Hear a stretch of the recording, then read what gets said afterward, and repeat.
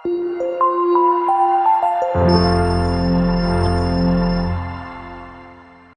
bangsa atau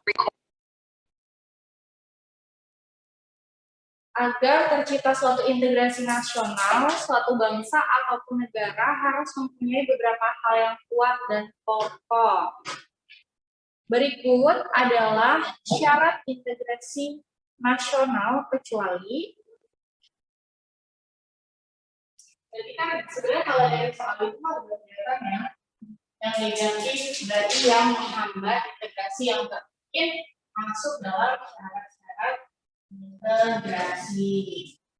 Tapi kalau cara ada yang mau nambahin atau melengkapi catatan, sini syarat integrasi yang pertama adalah masyarakat apa di sini opsinya? Dan merupakan jawaban nanti itu adalah syarat integrasi. Itu enggak nanti Bo? Enggak nanti 10 dia 30 juta itu cuma 10 bulan Bo, satu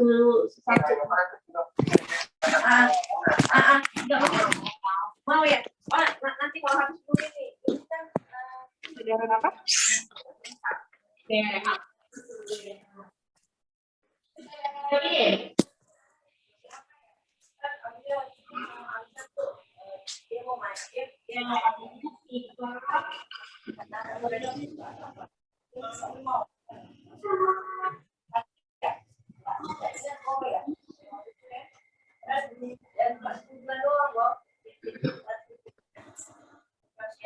Kalau awal-awal itu biasanya pada nggak mau. Oke. Itu bisa kita sebut atau tidak.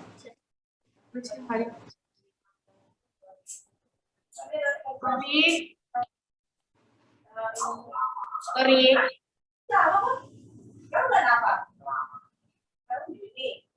Sorry, maaf, voice bisa tolong gimana?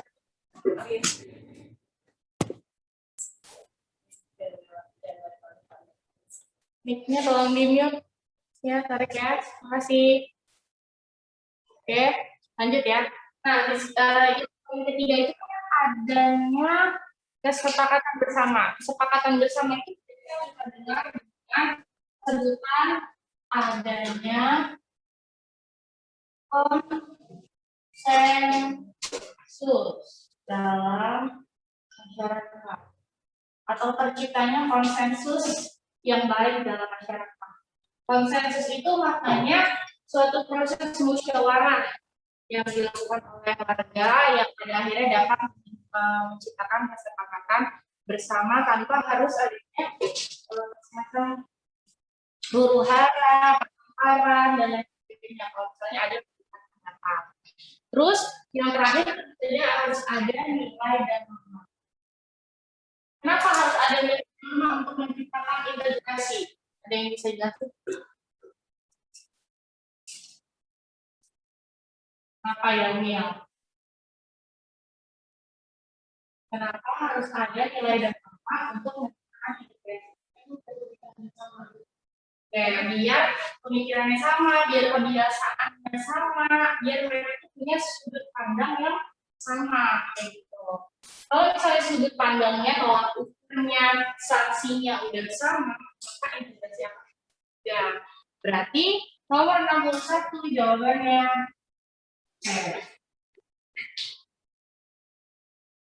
Lanjut nomor 62.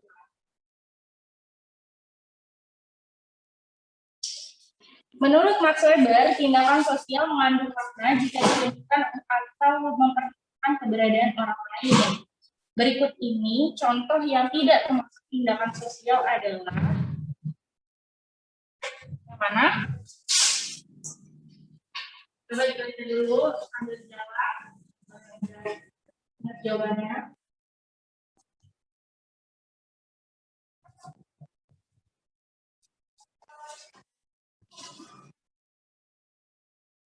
Tindakan sosial maknanya adalah suatu tindakan yang memperhitungkan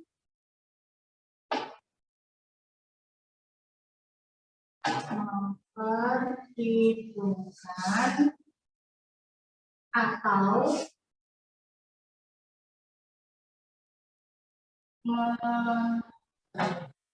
tindakan yang memperhitungkan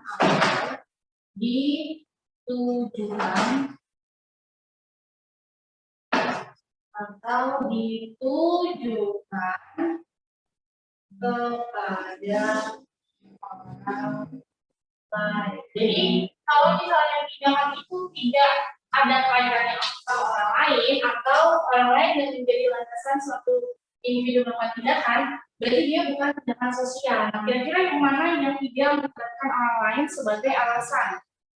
Yang ibadah. Yang ibadah dia bukan. Yang ibadah, mana yang ibadah itu objek? Ya, D. Edi berhenti main bola untuk melakukan ibadah terlebih dahulu. Rio, menurut Rio yang D itu tindakan sosial atau bukan? Jadi kan kata Gina yang D bukan tindakan sosial. Kalau menurut Rio gimana? Oke, belum belajar itu. Jadi kita bahas dari awal lagi ya. Oke, nih. Tadi yang dibilang sama Gina option D itu masuk ke dalam tindakan sosial. Yang memang nggak tindakan. Iya, betul. Tindakan sosial berorientasi nilai. Berorientasi nilai. Beribadah adalah tindakan yang diambil untuk memperhitungkan nilai agama. Itu masuk dalam tindakan sosial. Jadi ini contohnya untuk yang D. Bermain, berhenti bermain, sholat. Berhenti bermain untuk melaksanakan sholat.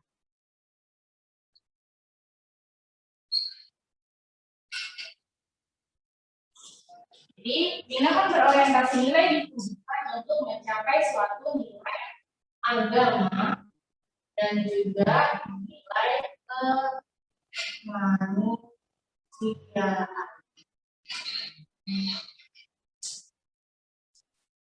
Berarti yang tepat ya. Apalagi kira-kira yang mendekati benar jawabannya. Dari Rio dulu deh. Nomor 2 menurut kamu apa? B. Mudi marah dan membanting barang yang ada di mejanya. Iya, betul. Jawabannya yang B. Kenapa membanting barang itu bukan suatu tindakan sosial?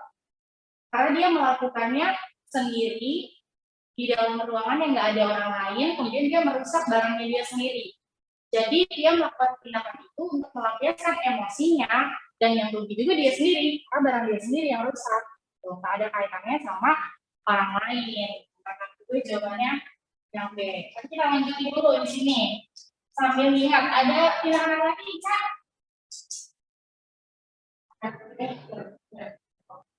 Lupa. Oke. Apa? Realnya? Terus tindakan lain afektif bisa. Ada tindakan afektif. Apa itu tindakan afektif? Rio? Tindakan yang melibatkan iya betul perasaan. Hanya melibatkan perasaan. Berarti bisa kasih contoh nggak? Tindakan yang hanya melibatkan perasaan. Tindakan apa? Oke, misalnya masih kado. Masih kado ini gimana nih konteksnya? Kan masih kado di ngasih kado waktu ulang tahun sebagai ritual atau sebagai perbuatan gimana? Ini karena sahabatan gitu. Oke, jadi karena dia peduli, care sama sahabatnya, makanya dia ngasih kado saat si sahabatnya ulang tahun. Itu bisa memberikan kado sebagai tanda kasih sayang pada sahabat.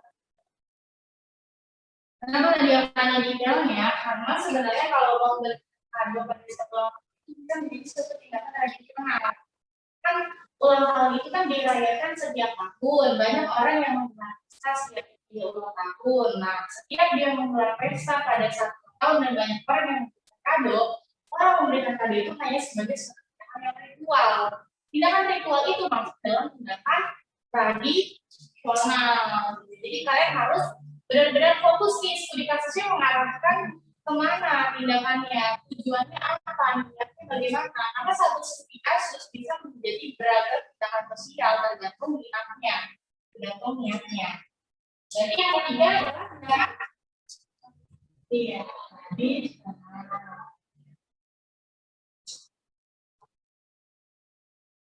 tindakan tradisional adalah tindakan apa? Tindakan untuk melanggengkan sebuah tradisi atau adat atau kebiasaan. Contohnya menyelenggarakan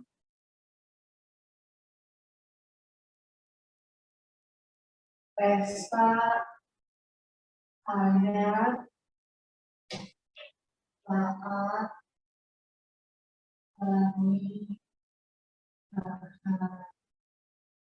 inilah contoh tindakan tradisional. Lakukan upacara-upacara kayak misalnya upacara kepercayaan, acara kayak Jawa yang ngaben dan lain sebagainya itu adalah tindakan tradisional. Tahlilan juga tindakan tradisional. Terus yang terakhir tindakan sosial ada 4 ya, ingat aja. Tindakan sosial adalah teori Max Weber. Di dalamnya ada 4 jenis. Terakhir apa? Benar kok. Rasional apa? Tadi belum tepat. Iya. Rasional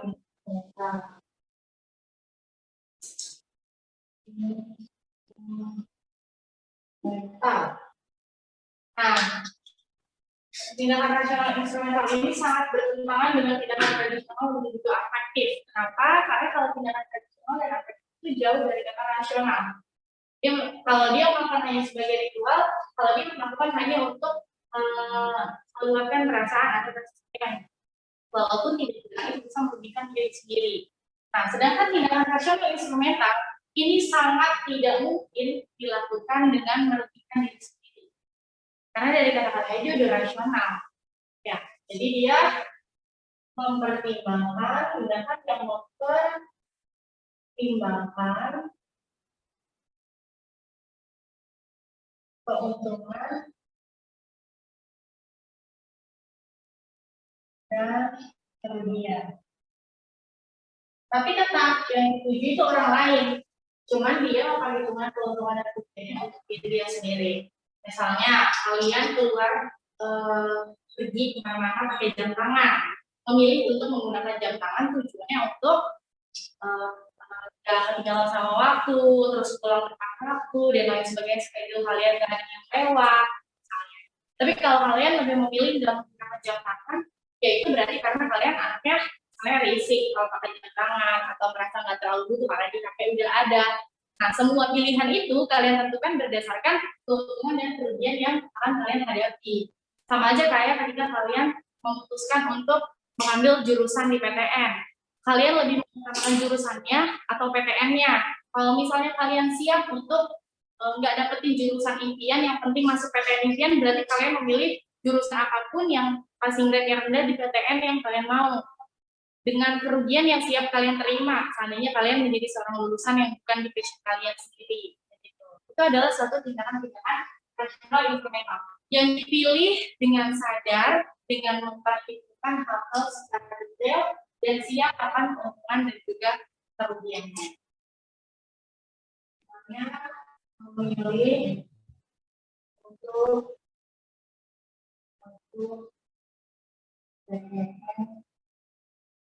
kemudian tanpa peduli jurusannya Atau sebaliknya, siap untuk nggak keterima di PTN impian, yang penting keterima di jurusan impian. Itu juga sama aja. Berarti nomor 62 jawabannya adalah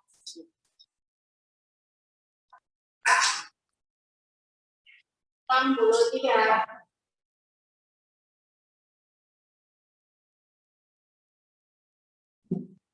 Memberikan bantuan kepada yang lebih membutuhkan seperti fakir miskin, pengemis, dan lain-lain merupakan salah satu contoh tindakan sosial yang mana? Oke, orientasi nilai. Kalau yang lain? Afektif. Rio? Apa? C itu berorientasi nilai. Torik apa Torik?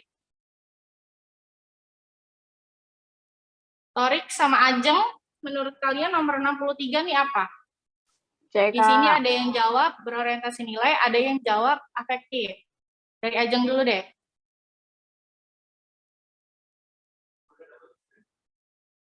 Mereka kayaknya berorientasi nilai deh, Kak. Oke, Ajeng berorientasi nilai. Iya. Torik gimana, Torik?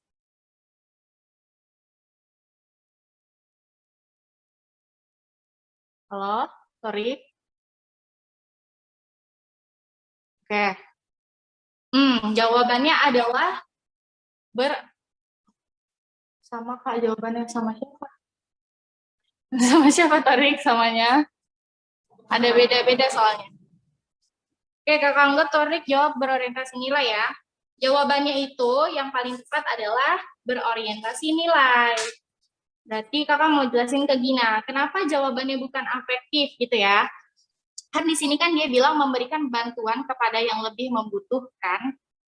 Cuman itu aja, dia nggak bawa-bawa perasaan, dia nggak bawa-bawa empati, dia nggak bawa-bawa pengalaman yang menyedihkan gitu. Jadi tindakan di situ memberikan bantuan kepada fakir miskin dan juga pengemis dilakukan sebagai bentuk perwujudan dari nilai kemanusiaan gitu. Sama aja kayak misalnya kamu membantu kamu berzakat. Kamu berzakat itu kan tanpa melibatkan empati ya.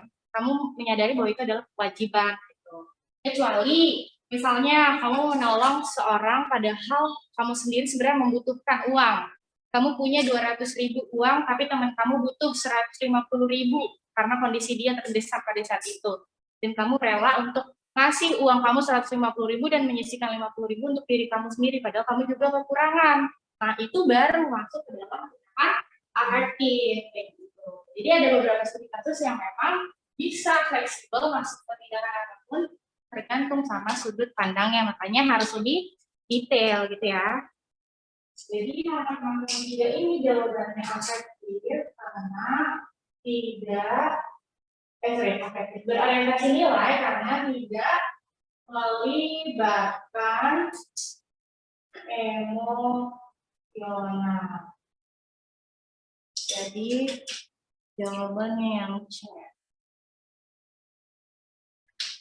Nomor 64.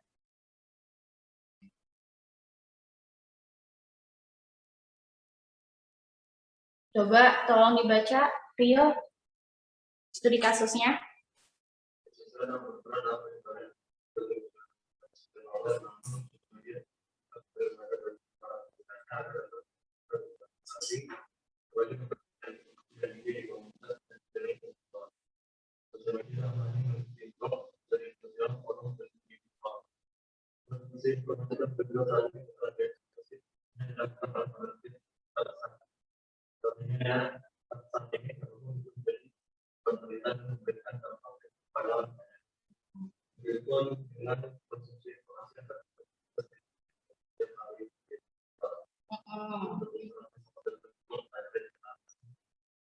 Bentuk interaksi sosial.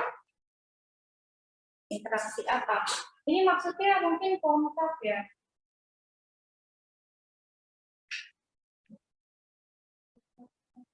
Saat ini siapapun bisa menjadi pembuat berita, begitupun dengan konsumsi informasi yang dapat bebas dinikmati oleh kita. Bentuk interaksi.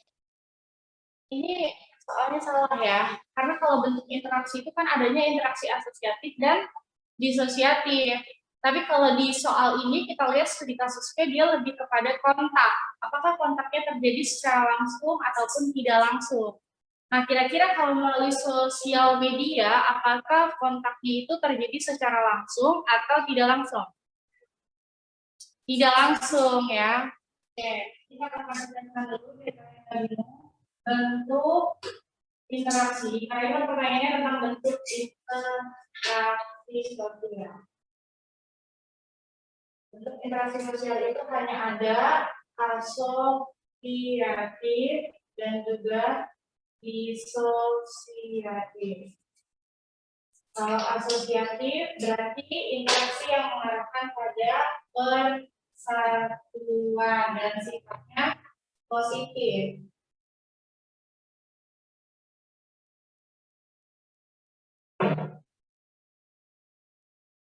Sedangkan kalau yang disosiatif itu menyimpan perpecahan dan sifatnya negatif. Nah, kalau bentuk kontak, perlu deh dari bentuk interaksi kita masuk ke syarat interaksinya dulu.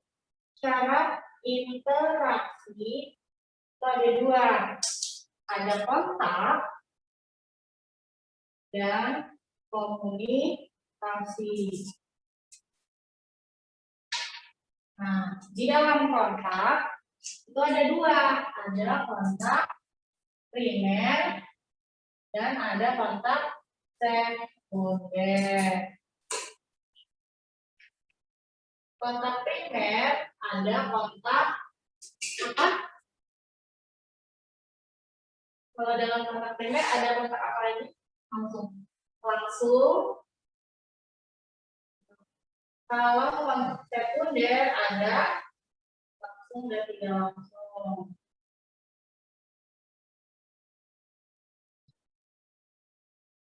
Nah, kalau komunikasi ini maknanya proses penyampaian pesan.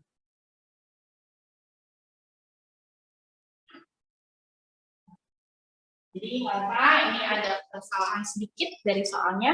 Berarti jawabannya yang tidak langsung. Oke. Nomor 64 jawabannya.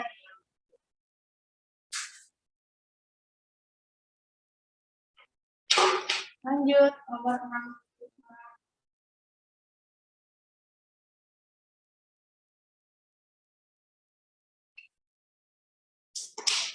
Secara umum, gejala disintegrasi sosial ditandai oleh hal-hal berikut. Kecuali, ini gampang ya. Berarti yang bukan gejala disintegrasi. Apa?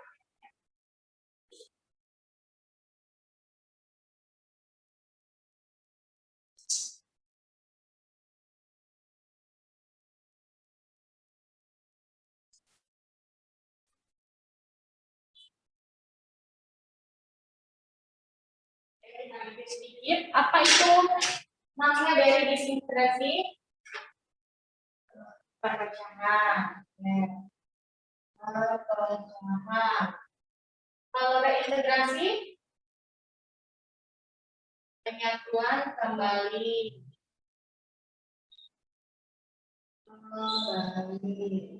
Kalau integrasinya adalah persatuan atau penyatuan.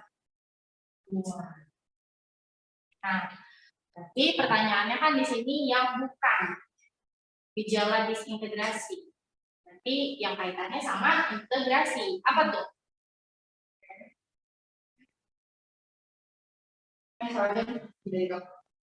Mana? B. Iya. Tadi Dina sempat jawab sanksi dan hukuman yang tidak dilaksanakan secara benar dan konsisten itu akan menimbulkan perpecahan. Kenapa kalau sanksi tidak ditegaskan dengan benar bisa menimbulkan perpecahan? Karena banyak orang yang akhirnya terbiasa untuk melanggar peraturan, gitu. Karena mereka tahu percuma mereka taat juga sama nggak taat tuh nggak ada yang takutnya. Nggak ada sanksi yang di depan juga. Jadi jawabannya adalah yang B. Contohnya kayak COVID sekarang, pemberlakuan peraturan terkait dengan larangan bepergian, larangan mudik, apapun itu nggak pernah ditegaskan dengan benar. Jadinya banyak orang yang melanggar. Nah, ketika banyak orang yang melanggar, terkesan terjadi perpecahan di mana-mana, konflik sosial juga di mana-mana. Nah, silakan yang mau nyatet dulu.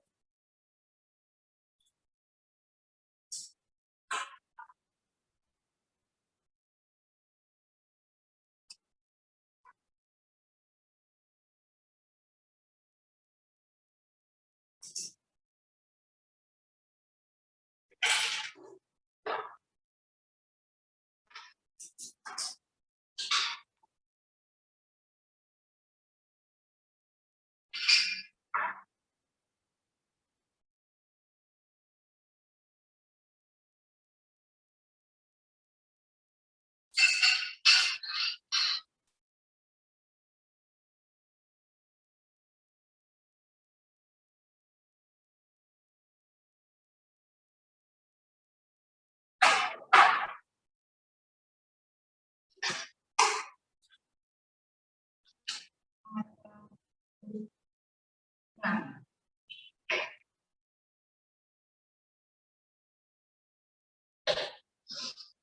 dalam negeri, bentuk-bentuk disintegrasi akibat hadirnya perubahan sosial antara lain sebagai berikut, kecuali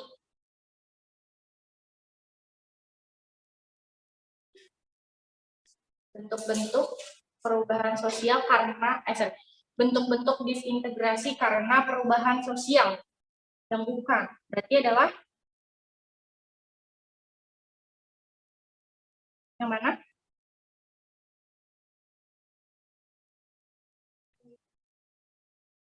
Kira-kira pergolakan daerah itu terjadi gara-gara perubahan sosial nggak? Iya, iya ya. Kalau ada hal-hal yang menentang nilai dan norma, pasti terjadi pergolakan daerah. Hal-hal yang menentang nilai dan norma itu pasti terjadi dari hal yang baru, gitu kan? Berarti nomor 1 udah pasti salah. Nomor 2, demonstrasi. Demonstrasi muncul karena perubahan sosial atau bukan? Iya, kayak contohnya yang baru terjadi kemarin, pergantian kepemimpinan, penciptaan undang-undang baru, itu pasti menimbulkan banyak demo di mana-mana. Berarti kan perubahan sosial menimbulkan disintegrasi dari demonstrasi benar. Kriminalitas karena perubahan sosial nggak? Iya, contohnya pandemi COVID. Pandemi COVID ini kan perubahan sosial kan? Menimbulkan banyak kriminalitas nggak? Iya. Lanjut, kenakalan remaja. Kenakalan remaja bisa muncul karena perubahan sosial nggak? Iya. Misalnya, misalnya, misalnya para remaja yang mengalami perbedaan nilai-nilai dari orang tuanya. Misalnya, bagi seorang remaja, mereka tuh dugem, party, itu mereka nggak nggak melakukan penyimpangan gitu kan. Tapi bagi orang tuanya, mereka itu melakukan penyimpangan. Kenapa? Karena nilai-nilai yang diterima oleh orang tua dan juga anak itu berbeda gitu. Ketika si anak ditentang sama orang tua, anak melawan. Dari situlah dia semakin menjadi dan melakukan kenakalan remaja. Jadi kenakalan remaja itu bisa muncul akibat perubahan sosial. Itu kalau nggak ada perubahan sosial, anak-anak kayak di desa tuh. Di desa kan paling jarang kan menerima perubahan, makanya mereka ada macam ayam aja anak-anaknya. Nah yang terakhir, penyalahgunaan narkoba. Ini nggak berkaitan sama perubahan sosial, ya. Karena penyalahgunaan narkotika itu dari dulu udah dilarang, semua orang udah tahu bahwa itu melanggar hukum, tapi tetap dilakukan berarti memang karena ada keinginan. Jadi jawabannya nomor 6 ya.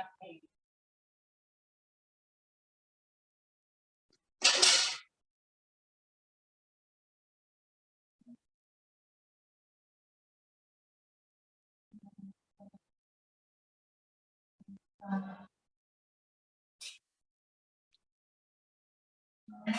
67.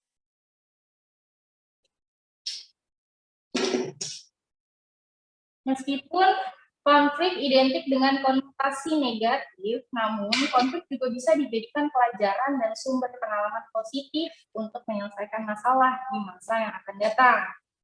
Berikut merupakan contoh konflik vertikal. Oke, ini antara studi kasus dan pertanyaan yang berkaitan. Jadi kalian fokus aja sama pertanyaannya. Contoh konflik vertikal. Apa itu konflik vertikal?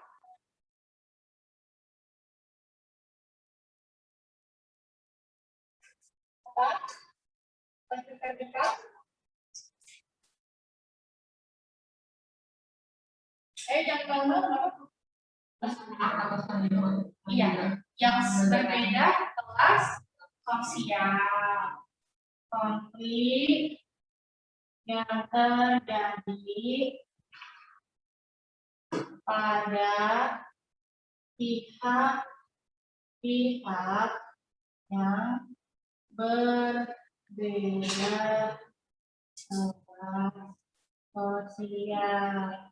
Kelas sosial itu kan ada 3, ada kelas atas, menengah, dan bawah. Nah, kira-kira mana konflik yang terjadi secara vertikal di sini?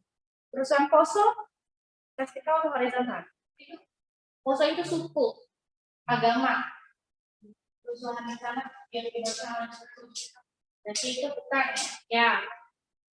Sampit juga bukan, suku Dayak dan juga suku Madura. Kasus Trisakti jawabannya ya. Kenapa kasus Trisakti? Iya, masyarakat masuk dalam golongan kelas yang di bawah pemerintah. Makanya itu adalah konflik vertikal. Jawabannya yang C. Lanjut 68. Permasalahan yang menyebabkan adanya disintegrasi, kecuali berarti permasalahan bukan permasalahan disintegrasi. Jawabannya yang lanjut 69.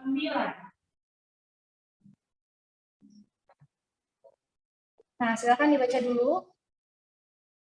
Kalian baca sendiri aja maksudnya. Pernyataan yang tepat mengenai konflik ditunjukkan oleh angka berapa nih?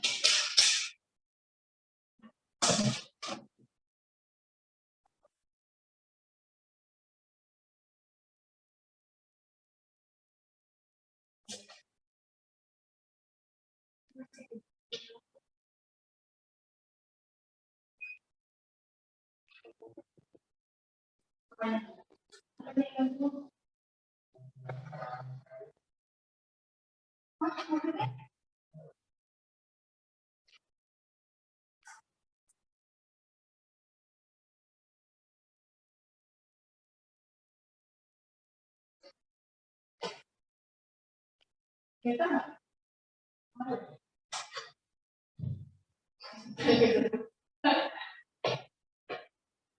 69 apa jawabannya? Konflik itu apa sih?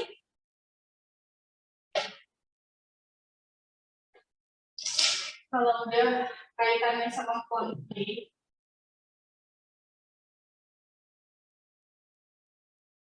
berarti udah ada tendensi upaya saling menjatuhkan. Di dalam konflik itu ada upaya saling menjatuhkan antara satu pihak pada pihak lain dan juga sebaliknya. Kalau cuma satu orang yang menjatuhkan, terus yang lain diem aja, itu namanya dominasi, kekerasan, ya. Tapi kalau konflik itu dua-duanya saling menjatuhkan. Yang mana nih?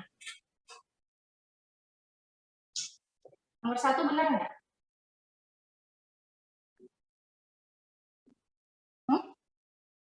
Benar, ada pertentangan. Berarti kan saling melawan dong, ya, saling menentang. Nomor 1 benar. Nomor 2, proses yang bertujuan pada tindakan kekerasan. Benar atau enggak? Oke, yang ini enggak. Gina? Iya. Rio? Iya. Iya, betul. Konflik itu memang tidak selalu berujung pada kekerasan, tetapi konflik akan mengarahkan pada tindakan kekerasan. Karena kekerasan tidak akan muncul kalau nggak ada konflik. Tuh. Jadi 1 dan 2 benar. 3, fenomena sosial yang menunjukkan salah satu bentuk aksi anarkis. Iya atau enggak? Enggak. Kalau aksi anarkis itu udah jauh levelnya di atas konflik. Itu udah dinamika sosial, udah masalah sosial. Yang keempat, bertujuan untuk bersaing dan menyisihkan pihak lawan. Benar ya. Ini diawali dari kompetisi yang berujung pada konflik. Jadi nomor 69 jawabannya B. Pokoknya kalau udah merasakan masyarakat itu masuknya ke ranah masalah sosial, kayak yang di pilihan yang ketiga. Lanjut, nomor 70. Ibu Yuni merasa bimbang untuk menentukan keputusan yang tidak dapat diambil dalam waktu yang bersamaan. Kita konflik perang nih. Bentuk konflik yang terjadi pada Ibu Yuni adalah konflik intrapersonal. Di definisi ini kalian tahu semua nggak? Apa ada yang mau bingung? Intrapersonal itu konflik dalam diri. Ya, jadi kita yang mengalami sendiri. Oke. Kalau singkat-singkat aja, ini definisinya.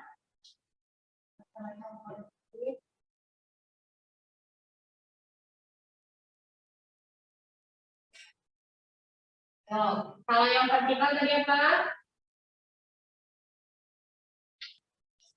Vertikal? Beda kelas sosial. Terus ada itu yang horizontal apa? Berada di berbeda karakter, berbeda latar belakang, beda latar belakang. Latar belakang itu kan sifatnya horizontal, kait dengan agama juga. Terus ada apa lagi di situ? Konflik kelompok. Kalau ini udah pasti antara pihak yang melawan dan pihak yang dilawan itu dua-duanya berkelompok. Sama berkelompok. Terus ada konflik intrapersonal. Itu maknanya dia konflik dalam diri.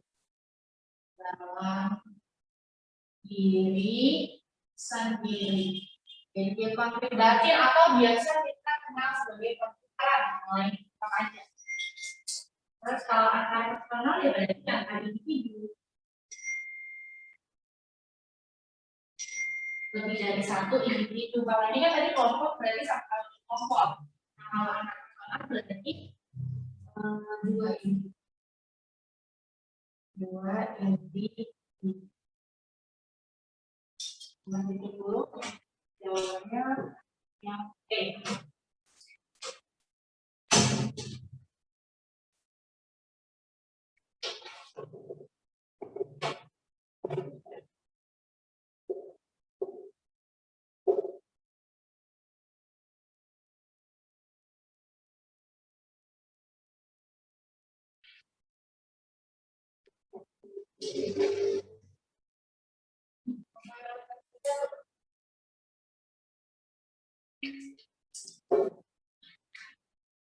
Kecenderungan bagi masyarakat desa mengarah pada kehidupan agamis dan religius, sedangkan orang-orang kota lebih mengarah pada kehidupan duniawi. Benar atau salah? Kalau di desa lebih religius, di kota lebih duniawi. Benar ya? Oke, benar. Terus pernyataan kedua, sebab pada masyarakat kota, individu biasanya tidak terlalu bergantung pada orang lain, sedangkan di desa, antar warga biasanya memiliki hubungan erat karena satu sama lain sering bergantung dalam berbagai hal dan kegiatan. Benar atau enggak pernyataan kedua? Tapi berhubungan enggak? Enggak. Enggak dong. Iya, enggak berhubungan ya. Karena kalau yang pertama itu bahas tentang keyakinan, kalau yang kedua bahas tentang solidaritas. Di desa katanya solidaritasnya mekanik, sedangkan di kota organik. Kalau yang pernyataan pertama, dia bahas tentang keyakinan atau tingkat religius. Jadi, nomor 71 benar-benar dan tidak berhubungan adalah B. 72.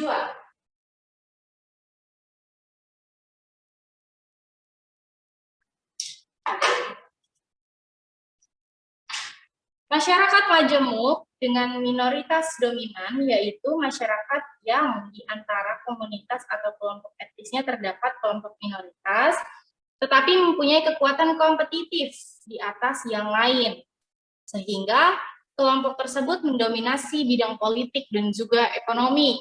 Benar atau salah? Dikatakan minoritas dominan, maksudnya itu dia jumlahnya sedikit, tapi menguasai secara politik dan juga ekonomi. Benar atau salah?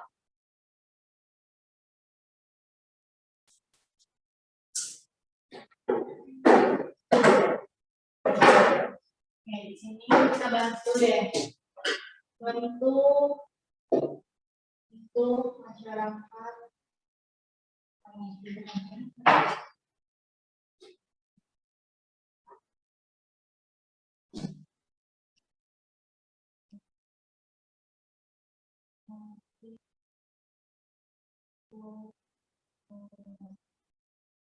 jadi masyarakat multikultur itu ada masyarakat yang minoritas dominan,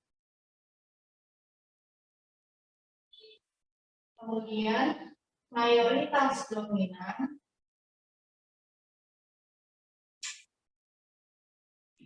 dan imbang.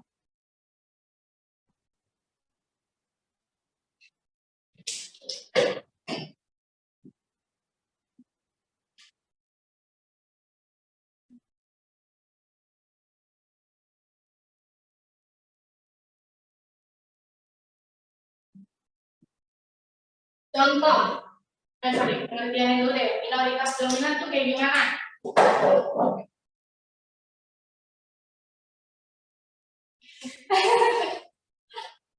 Berarti pengertiannya dulu deh.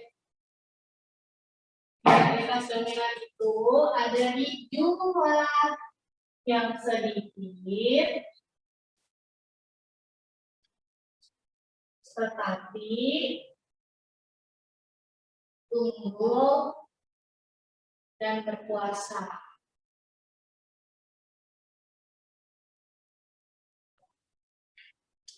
Contoh,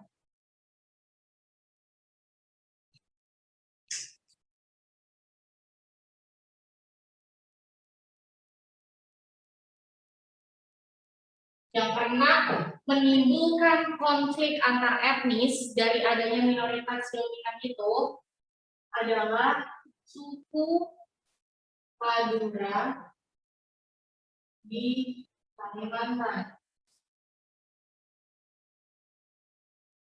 Jadi suku Madura itu minoritas karena dia adalah pendatang. Kalimantan punya situasi yaitu suku Dayak. Tapi ketika si Madura datang ke Kalimantan, ternyata mereka bisa menguasai perekonomian dan juga sektor politik di sana, gitu. Sampai akhirnya masyarakat Dayak menerima, dan mereka jadi mengalami perang yang disebut dengan perang Sampit.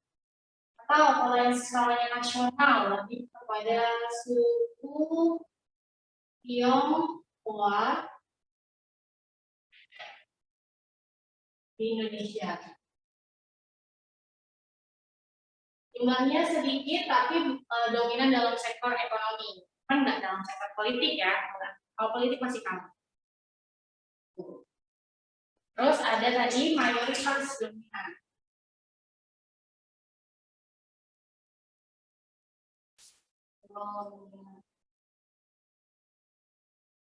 Jadi jumlahnya banyak. Kemudian mereka juga unggul dalam sektor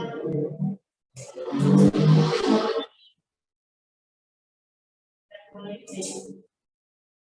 Contohnya apa?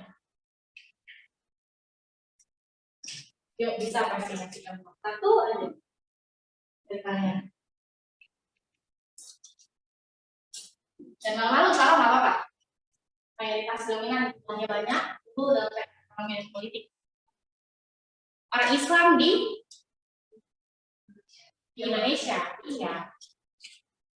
Orang Islam di Indonesia. Kenapa kita katakan Islam itu mayoritas dominan? Karena selain jumlahnya yang banyak, dalam peraturan-peraturan pemerintah, undang-undang, bahkan kayak misalnya simbol kepemimpinan deh, dari presiden nggak boleh selain Islam. Menteri agama yang menaungi 6 agama yang diakui tapi Islam. Hari raya yang liburnya terpanjang, hari raya dari Islam, kayak gitu. Perayaan-perayaan besar paling banyak dilaksanakan dari agama Islam. Terus, apalagi contoh masyarakat mayoritas dominan di Indonesia selain dari agama? Dari suku Jawa di Indonesia. Kalau kita lihat pejabat-pejabat negara itu didominasi sama orang Jawa. Pemimpin presiden ya, presiden Indonesia udah ada beberapa dan mayoritas dari suku Jawa. Bahasa-bahasa kayak apa sih, Bhinneka Tunggal Ika, terus apalagi yang kalau di sejarah tuh kalian pernah pelajarin, itu kan banyak istilah-istilah yang asalnya dari bahasa Jawa. Berarti Jawa di Indonesia adalah mayoritas karena jumlahnya juga besar. Kemudian yang terakhir keseimbangan. Ini berarti secara jumlah dan kekuasaan bervariasi. Atau tidak terlalu saling unggul.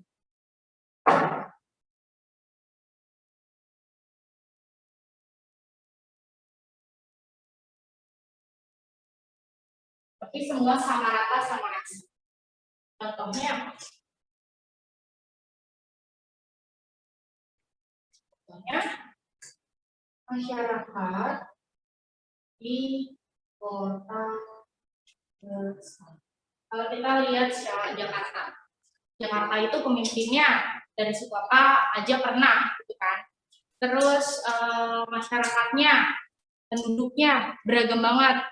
Dari sektor pendidikan, nggak semua, misalnya dari guru, dosen, terus apalagi pejabatnya, pejabat DPRD-nya, terus apalagi sektor industri yang punya kekuasaan itu sangat bervariasi, gitu ya. Kayak misalnya dari pengacara, punya dari orang Batak, dari sisi politik ada yang dari Jawa, ada yang dari Medan, tokoh-tokoh ternamanya. Terus kayak misalnya dari segi apa lagi, perdagangan atau industri, Tionghoa bisa mendominasi juga, tapi nggak mendominasi. Tionghoa juga punya banyak keunggulan, orang Jawa juga ada yang punya sektor industri yang maju di Jakarta, dan lain sebagainya. Jadi kota besar itu masyarakat besar itu memiliki posisi yang seimbang dari jumlah dan juga kekuasaan yang dicapai. Tidak cuma Jakarta, tapi kota-kota besar lainnya yang sudah nggak terlalu kental sama adat. Berarti nomor 72, jawabannya apa?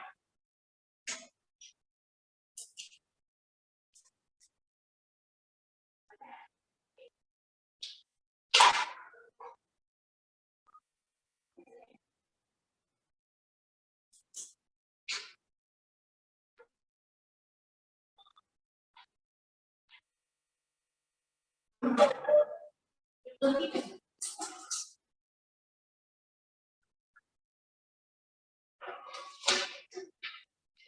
Kekuasaan merupakan kekuatan informasi dari orang lain. Benar nggak?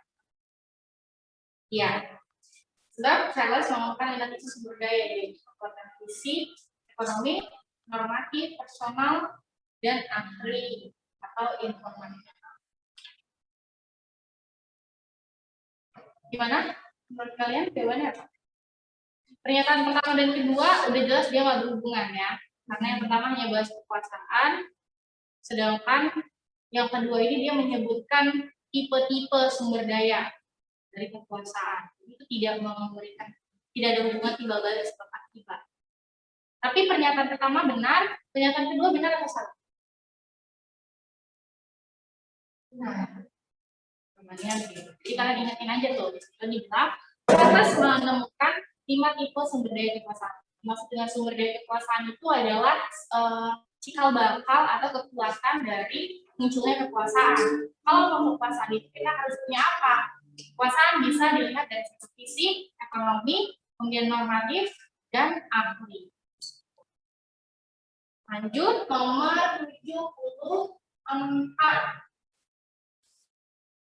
Gender merujuk pada karakter personal dan posisi sosial seorang menjadi perempuan atau laki-laki. Benar ya? Gender jenis kelamin kaitannya sama karakter personal yang mengarahkan pada yaitu tadi laki atau perempuan. Pernyataan kedua, gender adalah distribusi kekayaan, kekuasaan, dan hak istimewa yang dimiliki laki-laki. Atau salah? Salah, karena gender itu sifatnya horizontal. Tidak ada yang lebih baik, tidak ada yang lebih baik. Jadi pernyataan pertama benar, pernyataan kedua salah, berarti jawabannya C. Lanjut, nomor 75.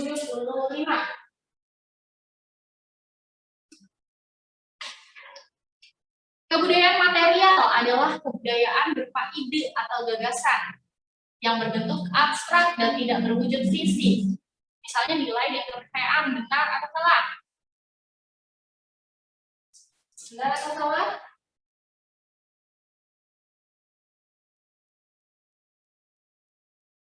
Ayo, benar atau salah?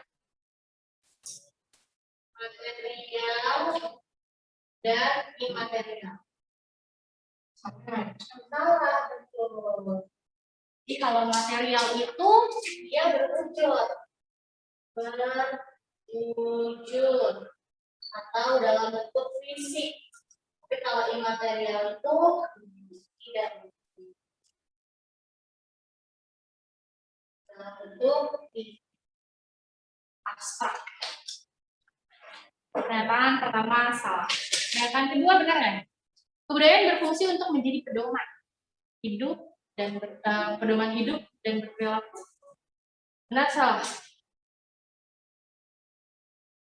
Adanya kebudayaan sebagai pedoman benar atau salah? Betul. Karena kita tahu baik buruk benar salah itu dari kebudayaan. Nilai dan norma pun melahirkan kebudayaan. Jadi salah dan benar jawabannya D.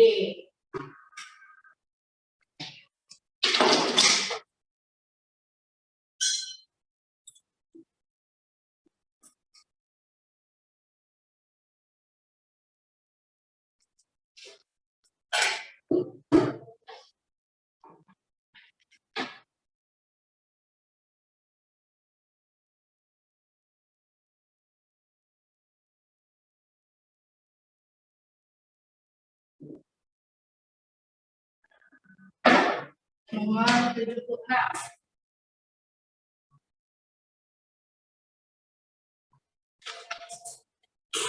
Solidaritas organik mempunyai sejumlah ciri, di mana ciri-ciri solidaritas organik yang perlu diketahui adalah sebagai berikut. Apa tuh ciri-cirinya solidaritas organik?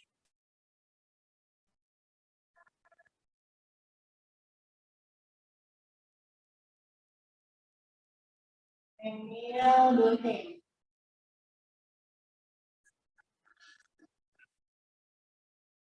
Yang mana? Udah nemu?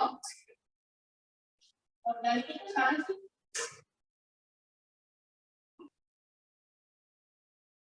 Gimana nyonya? Desa. Kota ya. Organik itu masyarakat kota, sedangkan ini desa. Udah begini.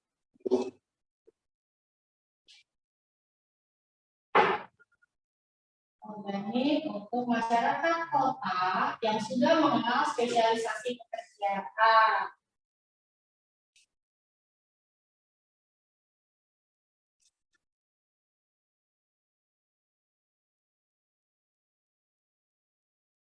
Spesialisasi kerjanya sudah dengan baik. Sedangkan kalau di desa,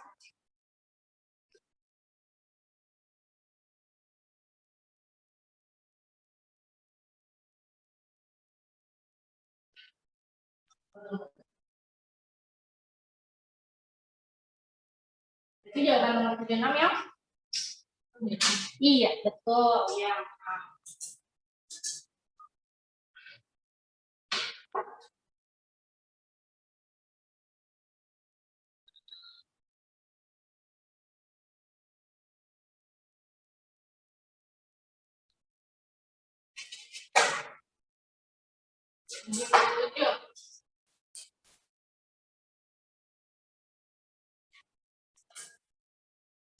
Berdasarkan sifatnya, pengendalian sosial dibedakan menjadi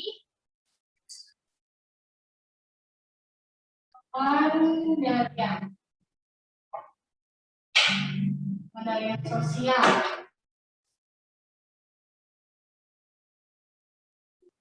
Ada berdasarkan sifatnya dan juga ada berdasarkan cara. Nah, kalau berdasarkan sifat ada represif dan juga preventif. Kalau represif ini sifatnya untuk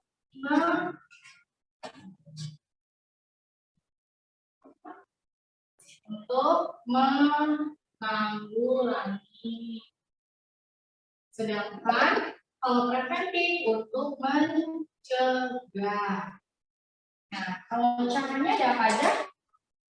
Koversif dan juga persuasif. Apa itu koversif? Iya, menggunakan kekerasan, paksa. Kalau yang ini mengajak atau membujuk atau menasehati. Berarti nomor 77 jawabannya ya. Oke.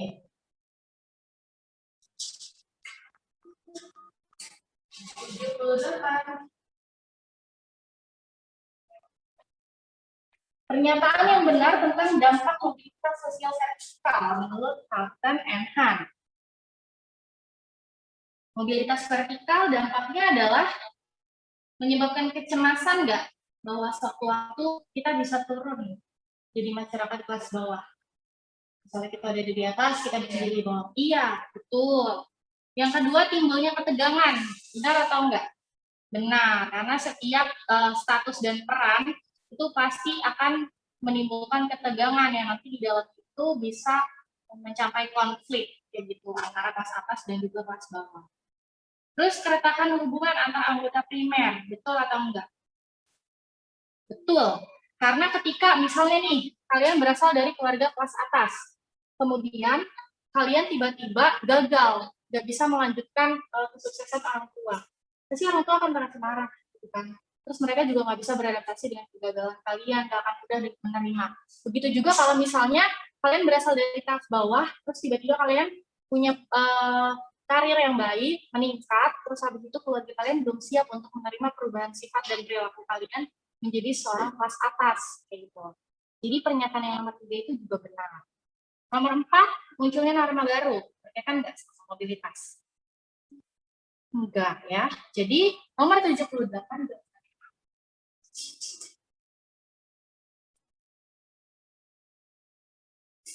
nomor 79.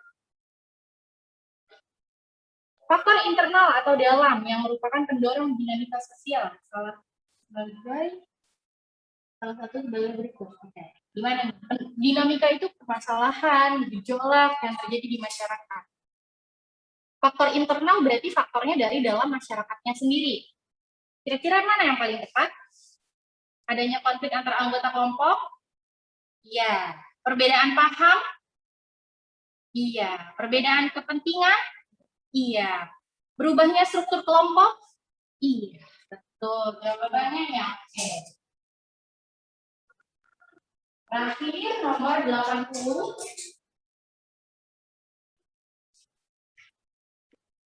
Berikut ini merupakan faktor pembentuk kelompok sosial adalah kelompok sosial. Orang bisa jadi satu kelompok, bisa jadi teman, bisa jadi sahabat, bisa jadi organisasi. Itu kenapa? Karena adanya kedekatan, kesamaan kepentingan, kesamaan keturunan, kesamaan nasib, kesamaan keturunan berarti kelompok paguyuban. Kedekatan berarti kelompok paguyuban. Kesamaan kepentingan berarti kelompok patembayan. Kesamaan nasib juga kelompok patembayan. Jawaban nomor 80S.